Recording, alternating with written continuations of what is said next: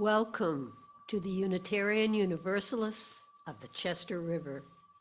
May you take in the beauty of this room, of the many memories that so many of the decorations can provide for you once again, and at the looks of appreciation and smiles on those around you. Welcome to the Unitarian of the Chester River.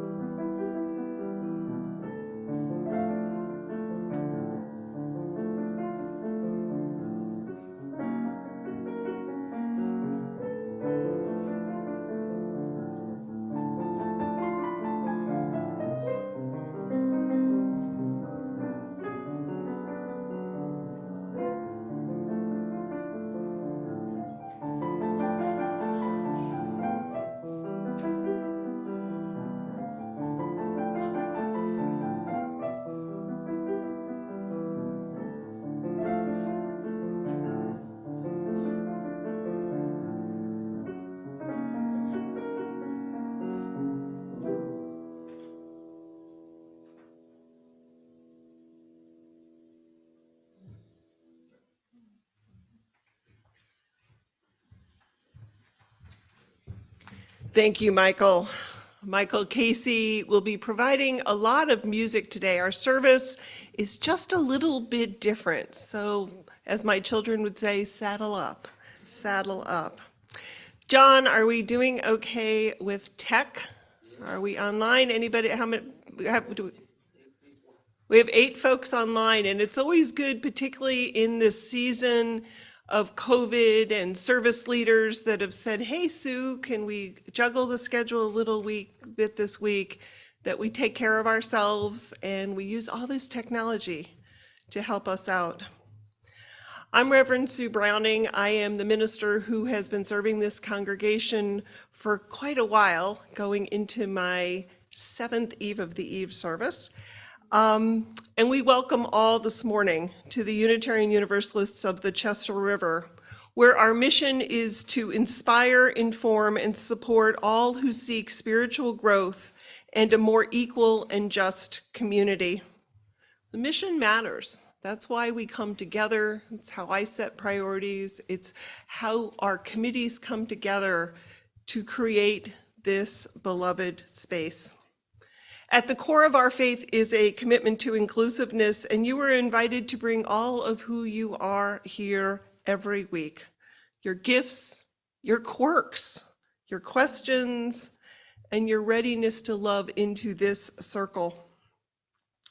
If you are new or newish, or let's say you've been coming 7 or 8 years, and when you describe yourself, you still think of yourself as new, there are a few of you out there, make sure that we've been answering your questions about Unitarian Universalism and about this congregation. Track me down, track down anyone with a name tag, your board, everyone wants to be sure our questions are answered. And part of that happens at coffee hour. Gratitude to the coffee team this morning, which will happen right after our service. I have 3 to 6 announcements, depending on how you want to break this down. The congregation celebrates Christmas Eve on the 23rd. That's the day before. A lot of other folks do it, but it's really convenient for lots of families. If you will be there that evening and could possibly do a reading or something small, check in with me after service. We're putting together the order of service, and we have lots of nice, small, little, lovely jobs. Second announcement is December 31st. We would like to create an in-person option for gathering, and we're thinking of something that would look like our summer services. So if you have a topic that you could lead, it doesn't require picking music or anything else, but if you have a New Year topic or you'd like to see one and you could be the convener, it's just like summer services. Any idea will work, but it's mostly a chance to get together after the holidays. And the final announcement is just to let folks know we've been doing a little more PR around our programs for children, and check out the letter that's on the whiteboard. That went out pretty broadly around Chester River today. And if you have more folks you'd like us to send it to, you want hard copies, soft copies, we're talking a little bit about our purpose. And I see a handful of our RE folks. If our RE leaders that help with RE now and then could raise their hands, that would be great. I see Marty's here, Amy, Kim AG is working today back with the kids, and MQ Writing. So that is our announcements. I would like one helper. I'm looking at Amy. Amy, would you mind physically lighting the chalice as we read our chalice lighting words? The words today are in your order of service. We light this chalice as a symbol of the mystery within every human heart. In this season of lights, may our chalice be among those lights which guide our way. Our opening hymn today is number 241, In the Bleak Midwinter. Please rise.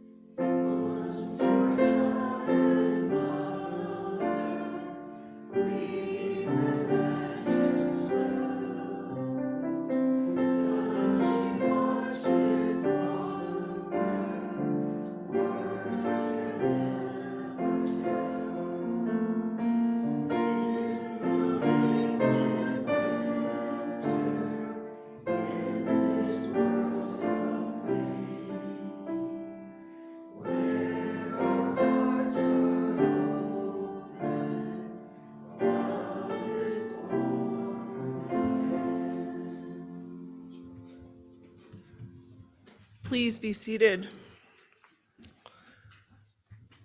As we notice words in hymns, what a beautiful phrase. Where our hearts are open, love is born again. Today is going to be a service that's a bit more about ritual, about some silence, and about having a sense of peace in the season. It's about our own Unitarian Universalist grounding in all of the lights around us.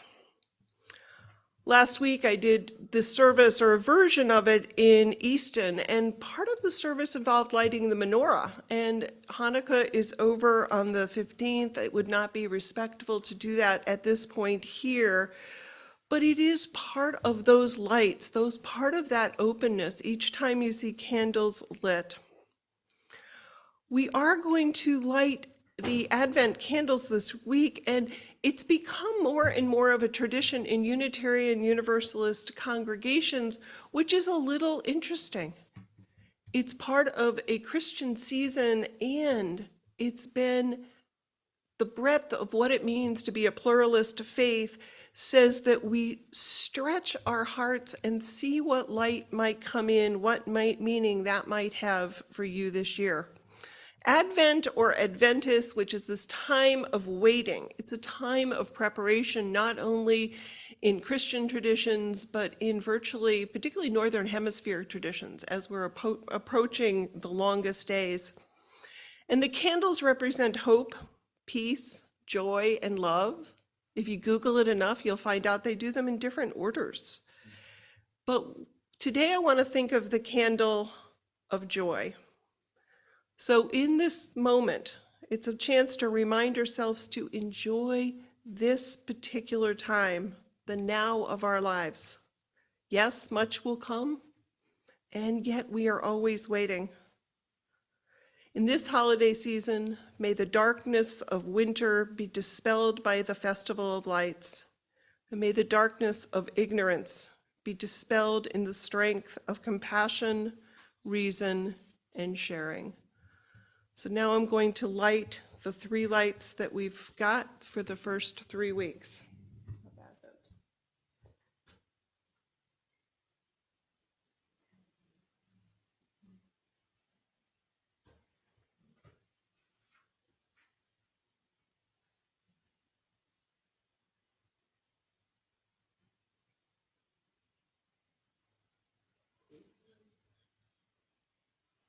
All that waiting and patience.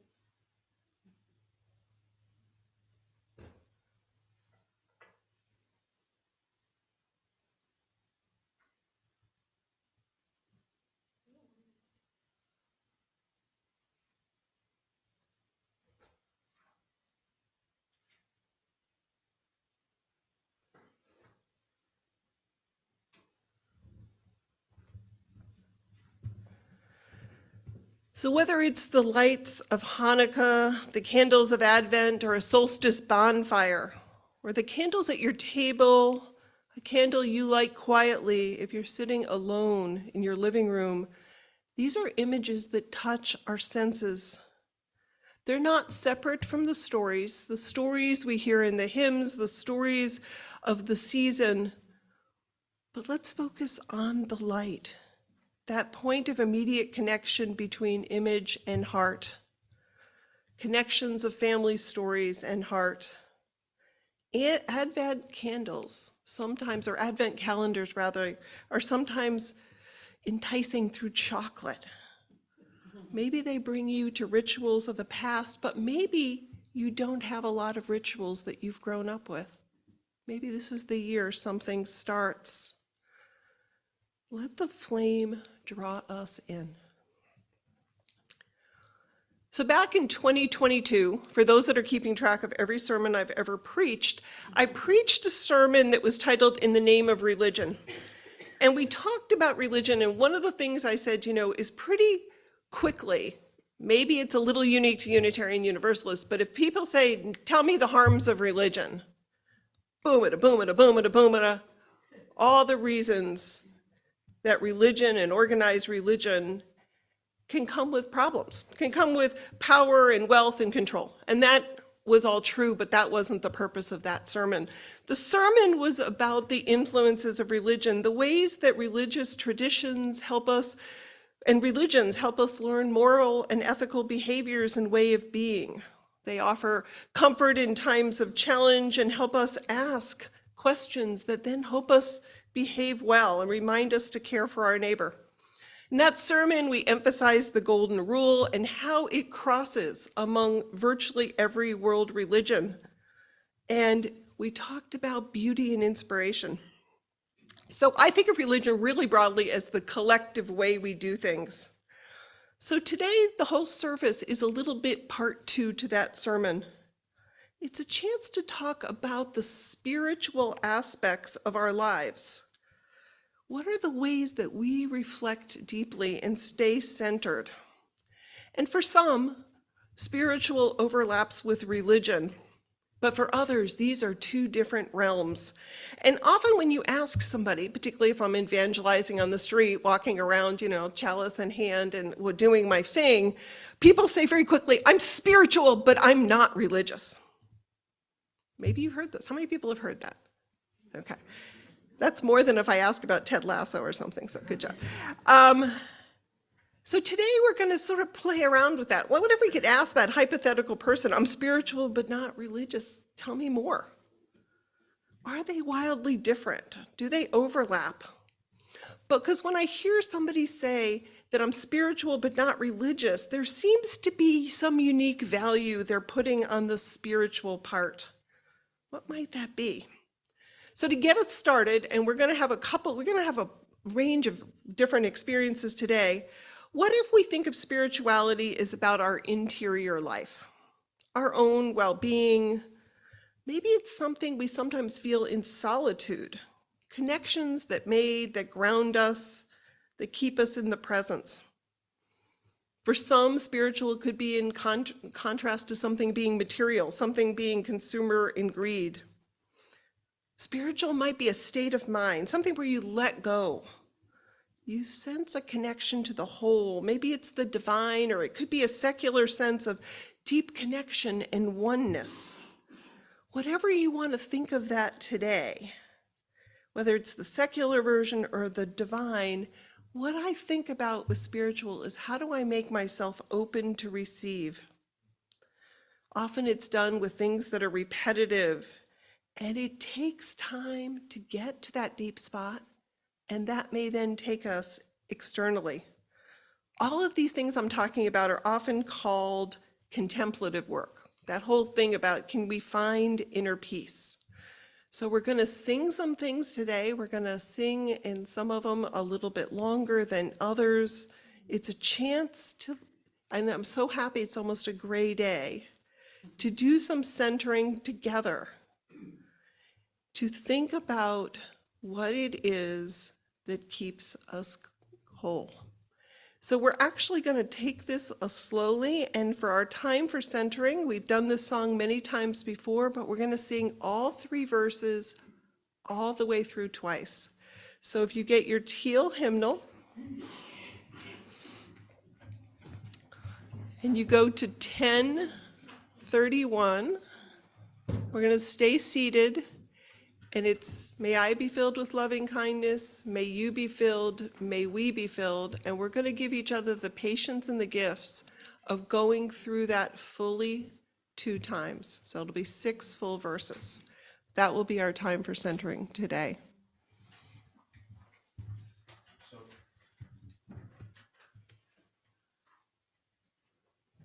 So there's 3, so there's I, you, we. And then we're going to do I, you, we again. Okay. Okay? It's going to take a little time.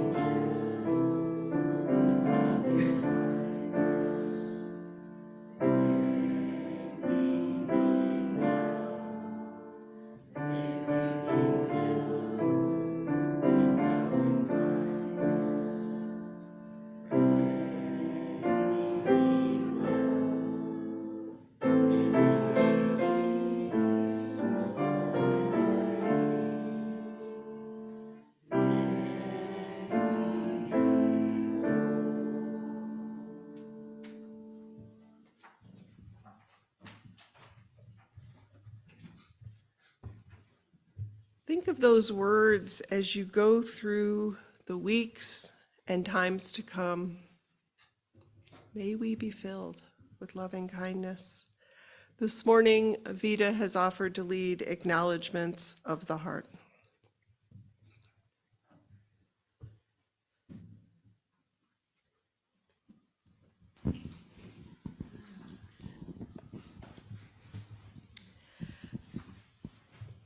Please cradle a couple of good thoughts that you can share with this loving congregation. And I would like to start off by saying what a fantastic pleasure it was for me to be here several days ago for the memorial of Colleen Sundstrom. There were very likely over 100 people here, and they were so appreciative of the surroundings. It was a very, very beautiful, loving kindness that was here in this room. So now, would you like to walk forward and share your joy or concern? I'm going to light one for the memory of Colleen and the beauty that came from her many friends and relatives from North Dakota. Good morning. Yes, we can. Do that? And I'll Because we have people on Zoom, which is why I want to make sure we always use the mic. Okay, can you hold that so I don't fall over? Excuse me. I just want to say again how appreciative I am of all of the loving kindness you sent to me when I was recovering. I'm still recovering, almost there. And this is a wonderful, wonderful community, the community of the UUCR. I want to sing something. If I can sing, if I can remember what it is. Yeah, yeah. She doesn't want me to sing. What can I sing? Also, Bob Coleman is here, I think, right? I want to thank you so very much. Bob is a volunteer at the local rescue squad, and he drove me to Christiana Care in the dark of the morning. So thank you again. Let's see, what was the song I want to sing? Let me go to the song I can go to. There were no words to it. Yo, yo, yo, yo, yo, yo, yo, yo,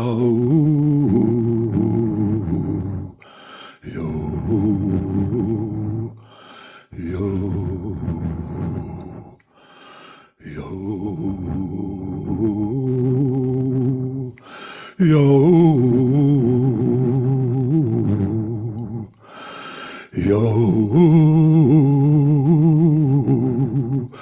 yo,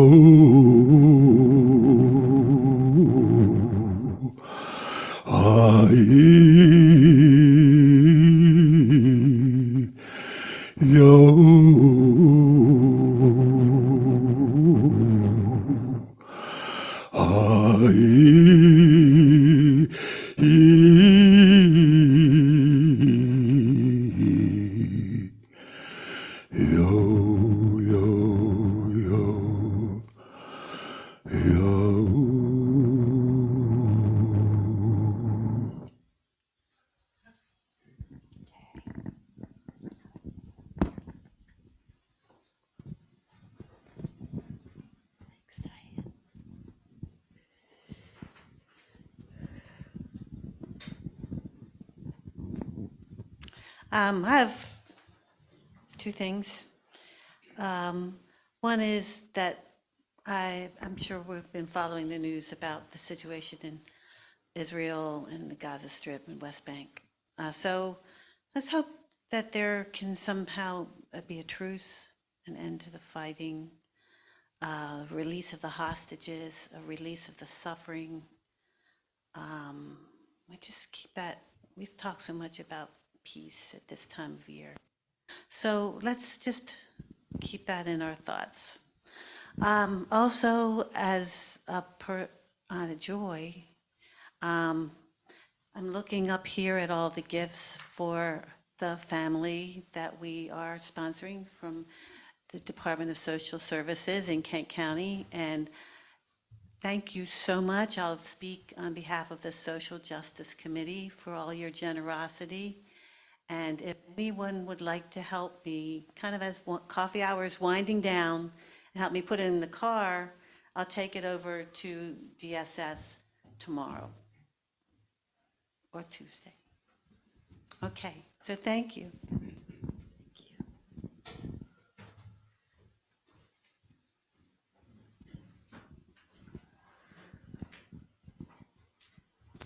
My joy, excuse me, to share is that I saw Little Women this weekend. It's the last weekend at the Garfield Center. So today, the 2:00 show is the final show, if anyone wants to see it. There is not a male actor among them, although there are a few male roles.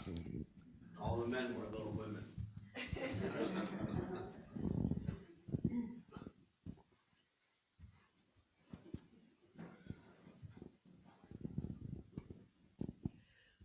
For those loving, kind, thoughtful expressions from the congregation here, may we have a moment of silence and appreciation.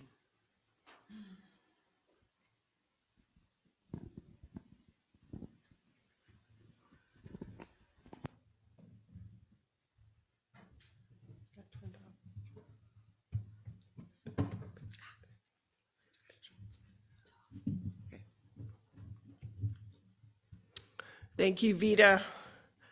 We express values, we look at candles, we look at lights, and generosity is a value we live out, whether it's through your pledges, all the different ways our morning offering will now be collected and gratefully received.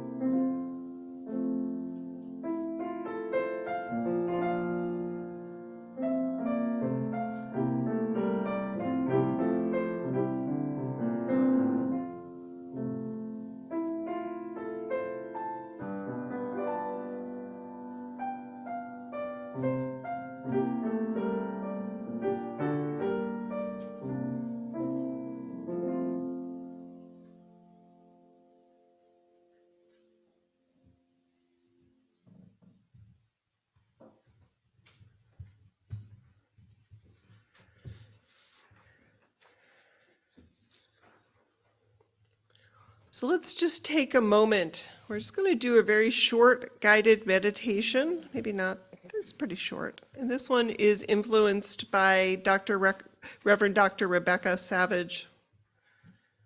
I invite you, put your feet as you can on the floor. Arrive in this moment. Cast off that which does not serve you right now. Unfurl your shoulders and breathe into this space. Quiet your inner chatter. Journey inward. Imagine the immediate space around you. What is around your body?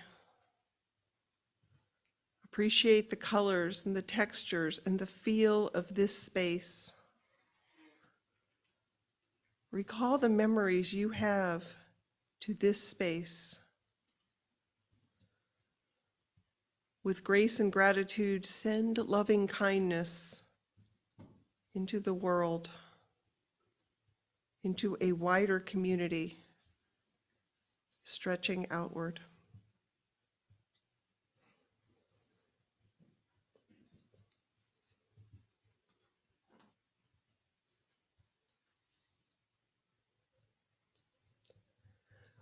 Lots of ways, folks, that we do. Let me just, I'm missing one piece of paper. Let me make sure I get it. Not creating much peace up here. Sorry. So make sure I'm doing this in the right order. So there's lots of ways that we can think about contemplative ways. There's lots of mindfulness practices. There's the repetition of singing a song many times. And it's about, those practices are present in virtually all religious traditions, but they've taken on a modern twist. There are retreats that advertise experiences of spirituality, all with the comforts of a spa, good food, and you will have to do nothing for the work. There's just some weird, or I don't know, it's weird, but there's a fascination with mindfulness practices, and you can spend as much as you would like to go deeper. And it's not really surprising, because this place of going to internal relaxation and to move to the present has a lot of possibility. From the Institute of Contemplative Education, Jared Katz notes this: historically, contemplative practice has been taught by world spiritual traditions. However, in the last 3 decades, the fields of psychology, medicine, and education have recognized that contemplative practices can contribute to the well-being and maturation of us all. As a result, we've got health professionals and educators, they've been teaching contemplative practices. You think of it, before you go into surgery, they'll have you do deep breathing. I'm thinking of childbirth, all the places that we've worked on these centering skills in many non-religious forms. Cass goes on and says, contemplative practices can help us restore our own ability to rise above our anxieties and to perceive life's mystery and beauty. There's something that calls us to be on this search. We sometimes joke about inner peace, but it actually has some science behind us. There's actually a field of study called neurotheology. One of the practitioners is Dr. Andrew Newberg, and he has done a whole lot of work. He's worked with nuns and Buddhist monks, particularly people who have had these spiritual practices for 20, 30, 40 years. Very controlled scientist. He's very mainstream doctor, and he literally has put people into MRI machines to watch what happens to their body when they enter the world through their spiritual practices. It comes with both a state of calm, which didn't surprise me, but a state of euphoria at the same time. It's a bit of training our sense of reactions. And for some, these techniques are used to connect with God or to embody love or to listen fully. For others, it's just a way of finding focus. You can picture rock climbers and different folks. How do they center? Sports, athletes. A lot of folks use these places of focus. Your yoga classes. I know in Easton we used to rent to a sound bath. They're all about the practice. And it doesn't happen when you do it once or twice, but when you regularly practice, that you have some sense of deep connection. They do it partly to keep you, to repeat it through, but also to bring you in sync with the community, whether it's drumming or meditation or prayer. What is your path? What is it that you've practiced that brings you to that deep center? That brings you both to calm, to euphoria, particularly when anxieties are high. One of my colleagues shares that when she really needs to worship, she goes intentionally to the Spanish community mass down the street. She's not Catholic, she's Unitarian Universalist. Person I'm thinking about is African American and speaks very little, if any, Spanish. But what she finds is when you hear something that's not in your language, that's repetitive, it takes her to a deeper place. That the worship is not all about new ideas and chewing through sermons, can be, nothing wrong with a good sermon, but where are those places? And in that spirit, we're going to sing the Dona Nobis Pacem, which is hymn number 388 in the gray hymnal, and we're going to sing it 3 times. It can be done in a round, but for today, we're just going to do it on our own and see what that feels like for you as you hear those words. Thanks, Michael.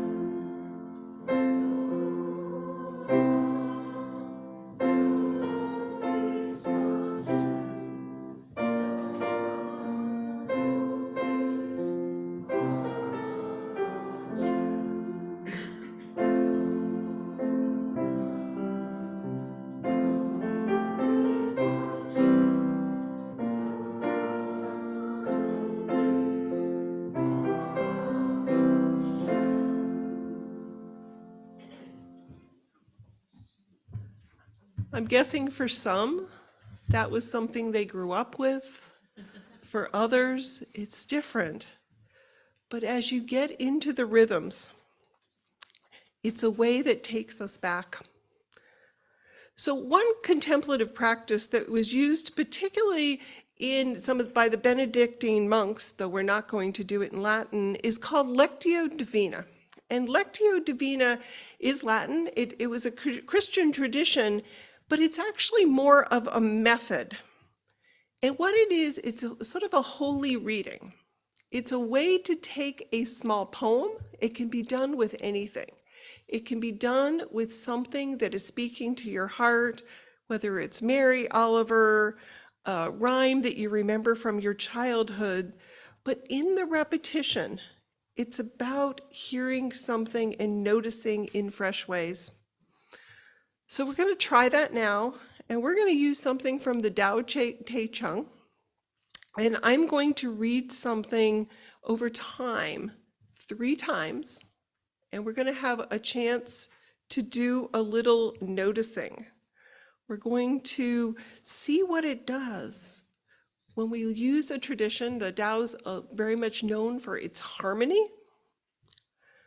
So again, as we experiment a little bit today, I'm going to read this once, then we're going to be quiet, and then I'll read it again and we'll have some questions. Our reading. I have just 3 things to teach: simplicity, patience, compassion. These 3 are your greatest treasures. Simple in actions and in thoughts, you return to the source of being. Patient with both friends and enemies, you accord the way things are. Compassionate toward yourself, you reconcile all beings in the world. Think about a phrase that might sit with you as we are quiet for just a minute.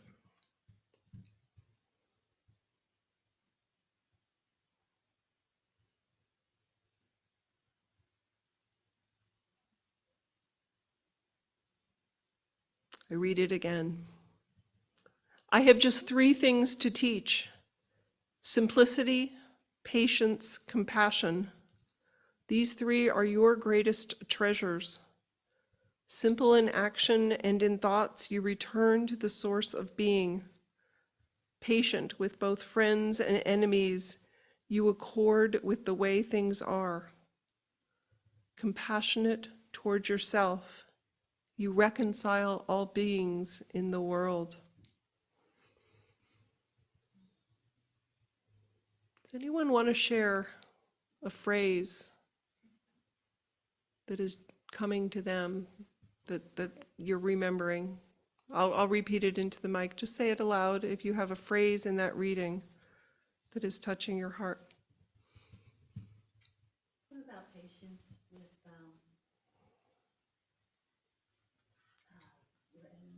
Patience with friends and enemies. Anybody else have something? Annie? Simplicity, returning to the source of all being. Simple in actions, return to the source of being. Anything else that's jumping out for folks?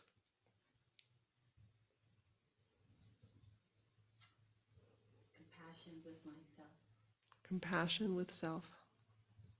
So I'm going to go ahead and read it again. I have just 3 things to teach: simplicity, patience, compassion. These 3 are your greatest treasures. Simple in actions and in thoughts, you return to the source of being. Patient with both friends and enemies, you accord with the way things are. Compassionate toward yourself, you reconcile all beings in the world. What phrase might you take out today with you? What calls you maybe either to action or to a deeper place? Anybody else want to share?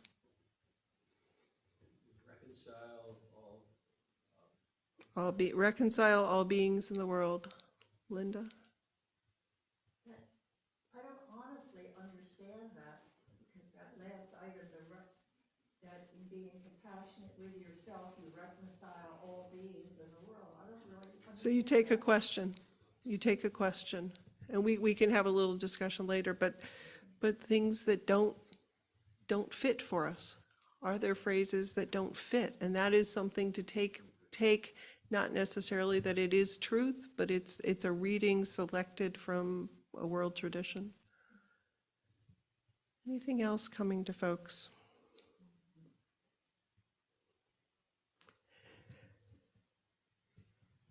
So there's no one contemplative practice that's going to fit for all of us. Whether it's music or silence, reflection on words, or time in kayaks or walks. If a spiritual sense is about letting go of yourself, or at least taking yourself out of the center of the story and soaking in what is around, Maybe it's almost like feeling a melting or some sense of profound connection.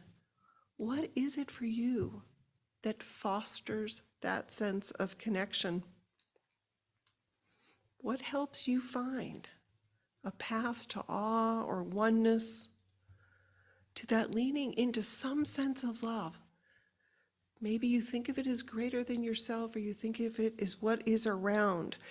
Because I think if it's done regularly, there may be something profound in your life, a lightening, a feeling of mattering differently, of happiness. And my hope is that as a religious community, we don't think of these two things as separate. That we think that this is a place of community where we have the courage to take some time and go deeper. To trust that the internal parts of us, we're not just all social justice and this and Unitarian Universalist theology and all those things which are great, but those things are intricately woven by who we are in the world, and that virtually every single person is better if they encounter the world from some centered place. Religious traditions can do that for us. Or you can do it on your own. But I hope what we're hearing today, by doing a service that was a little bit different, is there's value to going deep, especially in times of stress. So thank you, friends, for going on a little different journey today. And we are going to close with hymn, well, not quite close, but our final hymn is going to be Let Christmas Come. Is it short? What do you? There's two verses.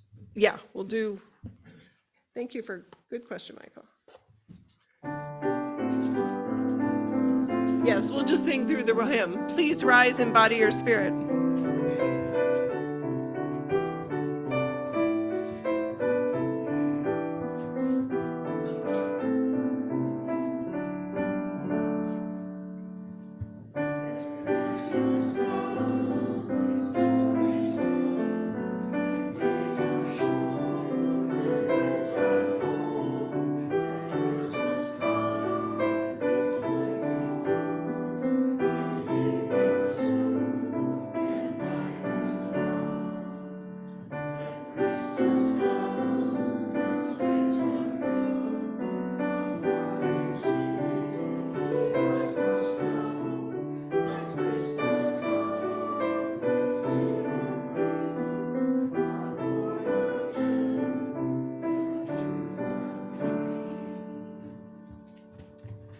Please be seated.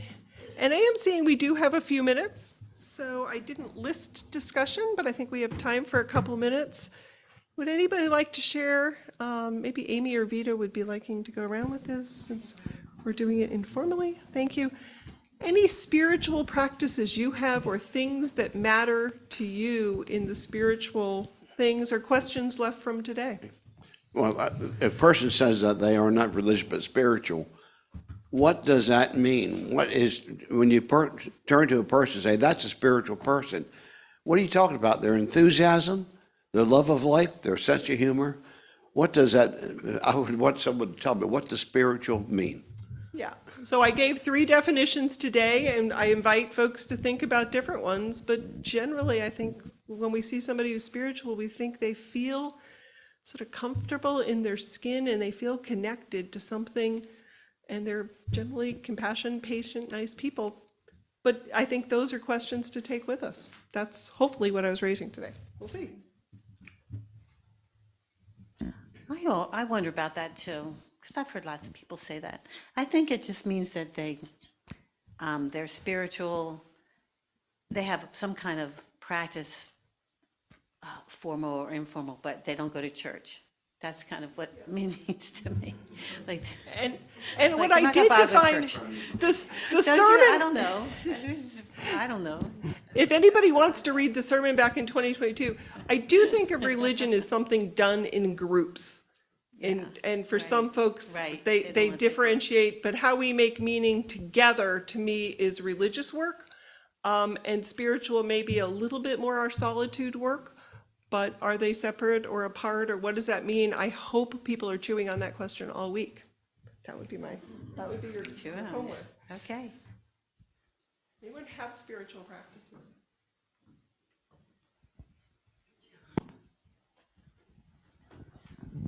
I don't know. I have a question right now.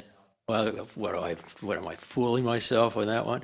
But it just reminded me of something I used to do, and I haven't done it for a long time, and I think I should have to start again. Well, on a road trip, when I would pass a house, I would kind of try to feel what the occupants were like, and it was, you'd look at the cars in the driveway, the toys on the porch, and you kind of get a feel for what those people are like. And, I don't want to think that it's some kind of stereotyping, if the car's on blocks or something like that. But it's a neat thing to do, and I'm going to have to start doing it again. Yeah, I mean, what I hear in that too is just recognizing recognizing the humanity in all. Can be and generosity. Anybody else? Any other thoughts? So, I think Linda raises a good question. Often the Lectio Divina process goes 4 times. It can go different places. And sometimes the phrases may not sit with you, and some of them may become guiding posts, or they just may not make sense. And I think that's almost like what we do with poetry, is we wonder and make different sense out of it each, but it's not obvious.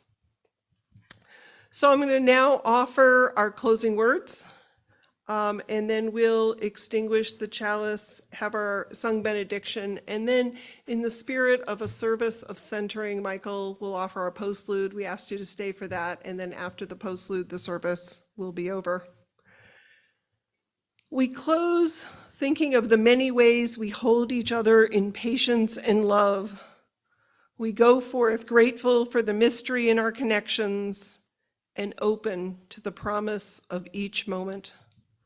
Go in peace, go in love, go knowing love surrounds you wherever you may go. We now extinguish this flame. The words are in your order of service here.